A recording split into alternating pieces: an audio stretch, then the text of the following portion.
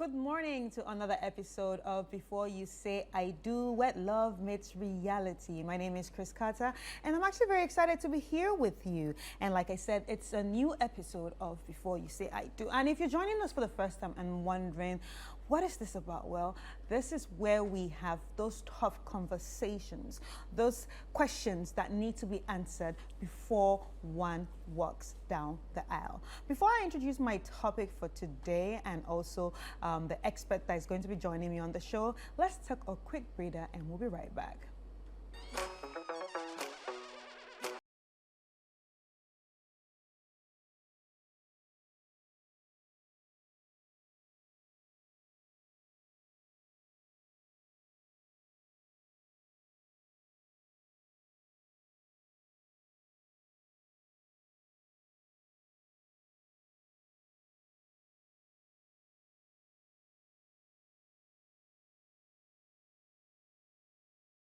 To Before You Say I Do. So on today's episode, we're going to be talking about nutrition and the family. Let me give you a scenario. So husband is a vegan and wife loves to eat meat, and probably one day they will have kids, or maybe they already have kids. How are they going to manage this family? Anyway, joining me in the studio to talk about this is Frederica Doku, lead dietitian at Medigrace Medical Center. Hello, Frederica. Hello, Chris. How are you? I'm good. So you're welcome to Before You Say I Do. And as you already know, we're going to be talking about nutrition and the family. So you heard the little scenario I gave. First of all, have you seen that before, you know, during all this, your time of practice? And how did you handle that? Okay, first of all, thank you for having me.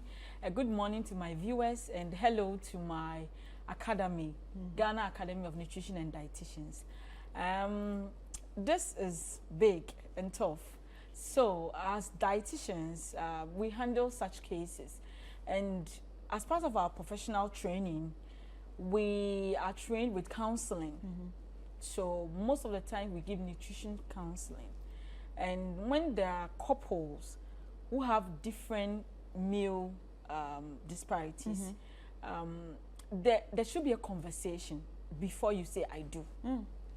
You should know whether your partner loves these foods to yourself compared to yourself. These are, you know, differences that you would see with your partner whilst you are courting or dating. Okay, and that is where the need for counseling comes in, so that you adapt or adjust. Right. Okay. So I've had cases where husband is a vegan or wife is a vegan and then husband is not, and how to introduce the children and all that. Most often than not, most people would love to cook their meals separately. Okay. Or out of love, they want to join the other person. But the vegans don't give up easily. No. The ones who eat meat give up. Yeah, we try. Okay, I'll join you in your vegan journey. But vegans are not likely to come back to chewing meat. So every time one person will have to compromise. And then when it comes to the kids, they decide. It's a decision between the couple. Through counseling, you seek a professional counselor, marital or family counselor, and then a dietitian, nutritionist, to help you with that, because vegan also comes with its own challenges with regards to children.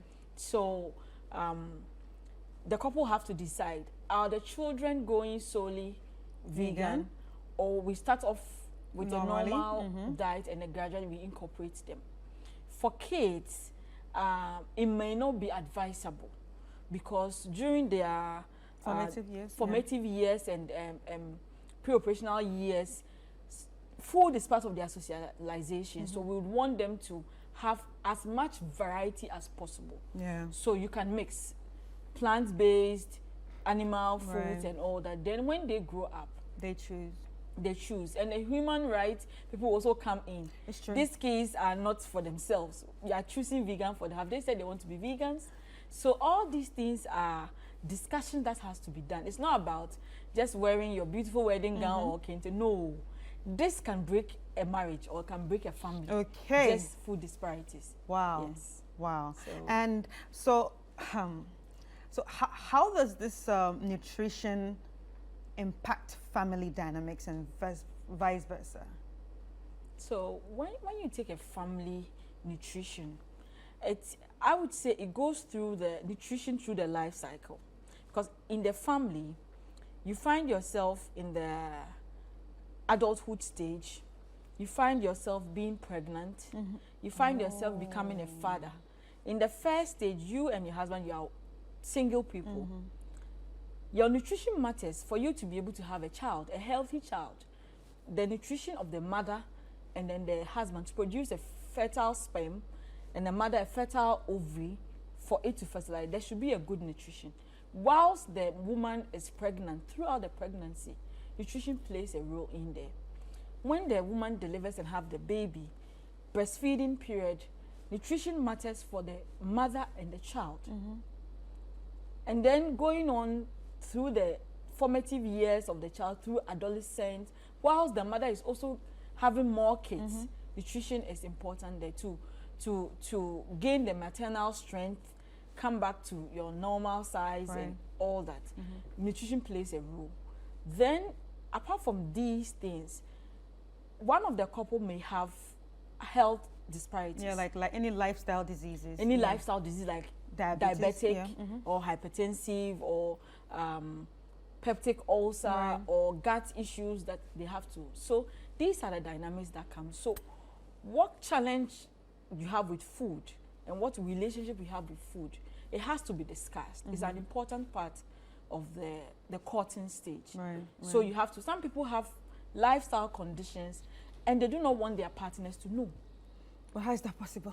I mean, we some people, we are going to say I do and probably die together, so. Yeah, but some people do not want people, their other partner to know. So then how do you, marry your diet and all these things? So then your wife, if you are diabetic, your wife will tend feeding you with normal foods and the sugars will be going up. And then you go to the hospital, the doctor will tell you, oh, this is the issue. You're like, oh, I just had a diagnosis. But the person had it already. These are some of the things that happen. So during that, every stage in the life cycle, in the family, every stage in the family requires a different nutrition approach. And with this, usually as Africans and as Ghanaians as we are, we think it's food. So we know, we understand, we can do anything. Food is food, but you need a professional. Every family needs a professional, a dietitian or a nutritionist to guide you, especially with pregnancy, kids, and all that you need. If you want to, go vegan and all that, with regards to you, your work, you need a professional to guide you on that. So this has to be discussed. The couple has to discuss which one are we going with. I know a couple who both of them decided to go plant-based because they were trying to conceive. It wasn't happening. And they learned that plant-based helps. So I was there, they came to me, my office, they said, we want to go on plant-based. I asked why, and they told, oh, we want to conceive. I said, okay. So I had to help them go through the process. And since then, it's been over 3 years now, they are doing well. And they had a child. Yay! And then I told them that you cannot be solely plant-based for the child. The child has to explore. So I had to go again, help them with how to introduce the various foods to the child. So that when the child, so now the child knows normal diet and no vegan diet. Then when she grows up, she chooses what she wants to do. Yes. So how important is it for, like you said, some people actually go into a marriage without knowing that the other party has a lifestyle disease. So how important is it for the other person to know that, okay, you know what, my partner has a lifestyle disease. I probably need to adjust. I probably need to learn how to cook for him. I probably need to know when he eats, at what time, and what he eats. Yeah, how important is that? I would say it's about 80% important in the before I do process. It's very, very important because you cannot cook normal meals for a partner who has a lifestyle condition. Example is diabetes, renal condition, peptic ulcer or gastric issues. Yeah. You cannot. So if you are a lady here or a guy here, if you are the one going to do most of the cooking or even not, both of you have to have knowledge. You have to open up. There should be open conversation on health statuses and then how to go about it. If you know that that area is not your catch, you have to seek a professional and learn how to cook these types of meals to help your husband. Because at the end of the day, if the meals or the nutrition doesn't go well, you will be in trouble. Your husband will suffer, you will also suffer. So you have to, it's very important, you have to open up about it, seek a professional's advice on what to do, meal timing, when and when. And when you start, sometimes couples can be funny, you know, especially the men. When wife is forcing that you should eat this, they're also doing something. I say, no, I want to hang with the boys and eat meat. And drink beer. This. Yeah. Or, so you have to know who your partner is and come to an agreement. Okay, before you say I do. Prenup is very important. This nutritional thing has to be in the prenup. Oh yeah. So, okay, so prenup now is not just it's not just about financial gains, but also about your health. Yeah. Your health, because they said for better, for worse. So if you end up having a renal condition on dialysis, the wife have to bear the cost, take care of you and all that. If you're diabetic and it goes wild and you get amputated, I have to bear as a wife. And that's for better, for worse, the worst is coming early. And nobody wants that. Yeah. So you have to agree to the other partner to help you. Because most often than not, when clients come to dietitians, we ask, who is going to do the cooking? Where is your partner? Most every professional will ask this question. So the partner is supposed to be helping you. But when the partner is helping you and you're also not helping yourself, then it becomes difficult. Right, okay. Yeah. Anyway, as you heard her, you need to help yourselves. But it's time for us to take a quick break. And when we come back, we will continue this discussion.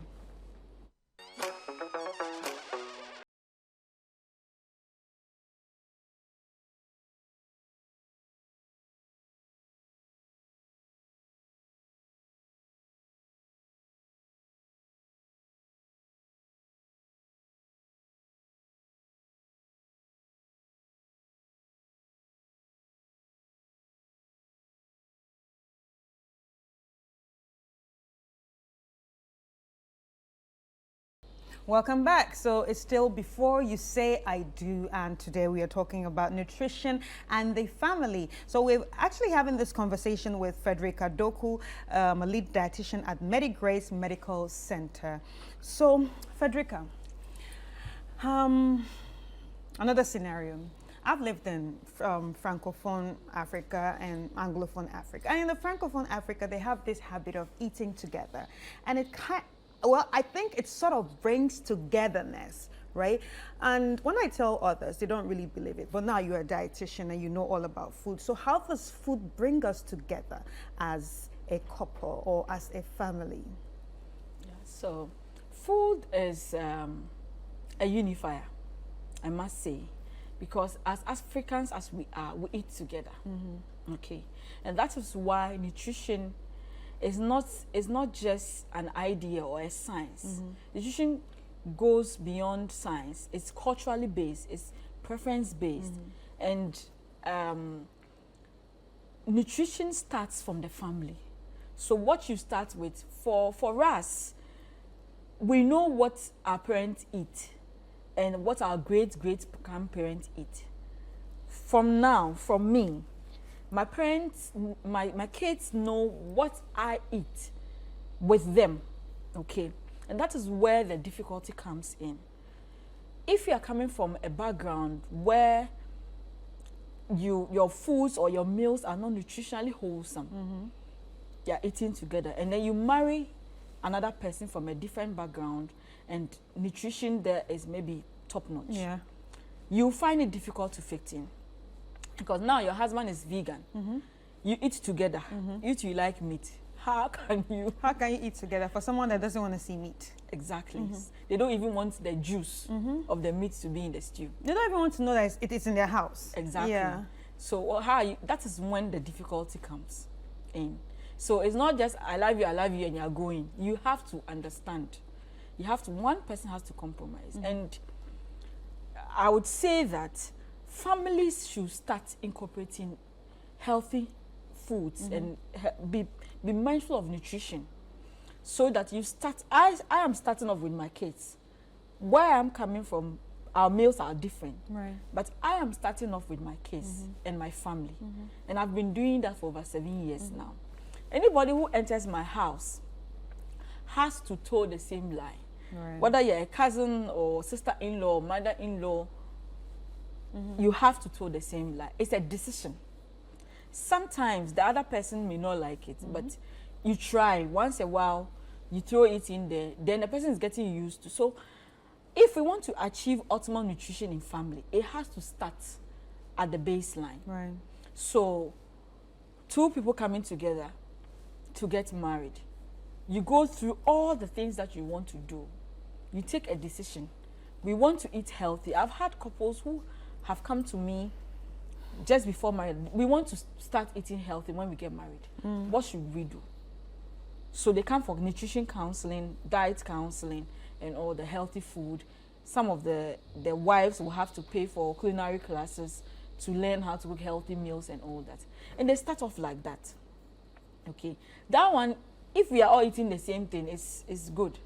But if we are coming from different backgrounds, we are eating badly here, nutrition is not so good, and eating together, it becomes difficult. The truth is that a vegan person cannot eat what a meaty person is. Yeah. Only a few ones. Okay. And then also, if there are health conditions, there's always a way around it. If the person is not vegan and it's a lifestyle disease that you have to manage, that one they can eat together. Right. Yeah. Okay. So these things will have to be a decision and start off from the family front. So how can couples actually prioritize nutrition, especially during meal times? You know, when we talk about our meal times, we are so busy. We eat on the go. Yeah. We eat on the road. We don't sit to eat together again. So how can people actually prioritize the meal times to keep us, keep couples bonded? Okay. So nutrition is 80% mind work, and then 20% actual task. Okay. And so for couples to have a good relationship with food and have set meal time, these are decisions that have to be made, and the discipline to go by it. So if you want to eat healthy, I tell people, start eating from home. Okay. So there should be meal preps. And when it comes to the cooking, it's not only the wife that has to be cooking. Men, please learn how to cook. Simple and easy recipes. There are lots of food bloggers online that show African food, nutritious foods and all that. If you don't know how to cook, you can learn. You can hire someone to teach you how to cook, or your wife can teach you. You can have recipes. I used to have a cousin who lived outside, working outside, and didn't know how to cook. I had to write recipes for him, and every time he's cooking, I'm teaching, do this, stir this, measure this. I mean, by the time he left that country, he was able to cook several meals on his own. So cooking is not difficult. So the two partners has to come together, and scheduling your activities helps. Meal prepping, scheduling your activity, your marketing and cooking time, and everything has to be packed. So if you want your partner to be in tune with you, when he's going to work, he takes food to work.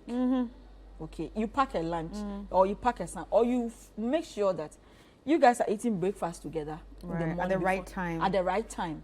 All these things are decisions. Lunch at the right time. Yes. Calling to check up on So each you want other. me to eat healthy, and then I'm going to work and I'm going with nothing. No snack, no healthy snack, no healthy lunch. And now most offices have fridges, microwaves and all that.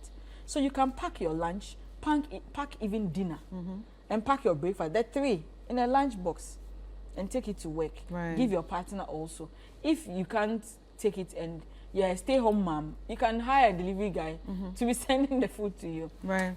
Just a way of, helping. Or you can, prep some vegetables or stews or soups, so your partner can take those ones to work and get the carb or the heavy meal from somewhere else, right. which that one is not really impacted. It's the soups and the stews that are really impacted. So there's so many ways you can do that, and it's all here in the mind. Once you set your mind to it, you can do it. So you just have to be intentional. And disciplined, and everything around you should be healthy. Right. If you forget your snack and your choices, there are vendors around your office areas. There's a meat pie seller, there's a fruit vendor, there's this, there's that. Then you choose, maybe you go buy soda and then a flour product or baked product. Your wife shouldn't be there to choose for you. This one is a personal decision.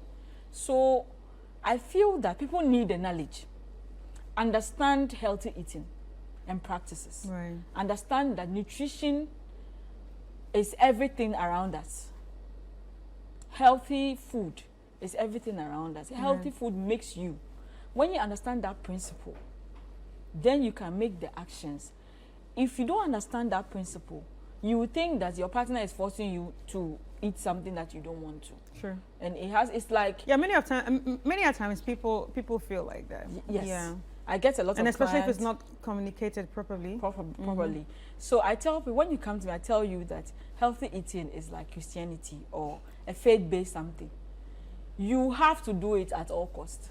If you view it like that, then you can, whatever religion that you are, the way you are staunch with your, if you are not staunch with your religion, you can't do healthy eating. You see, so whether you're a Muslim or you're a traditional, you're Christian, Judaism, whatever, how committed you are to your religion is how committed you are to you. Yeah. These two, you cannot. Right. So you have to set your mind and be disciplined. Right. Yeah. So are there resources for couples that want to venture into healthy nutrition? Yes, there are a lot of resources. First of all, there are professionals. Okay, and the professionals also have their resources they can give you. Now there's technology. There are so many resources online. I would say that the resources online are vague and very big. Right, yeah. And so you need a professional. So when you have had your resource online that you want to know, you get a professional to tailor it. Right, because sometimes the ones we see online are actually tailored to the West.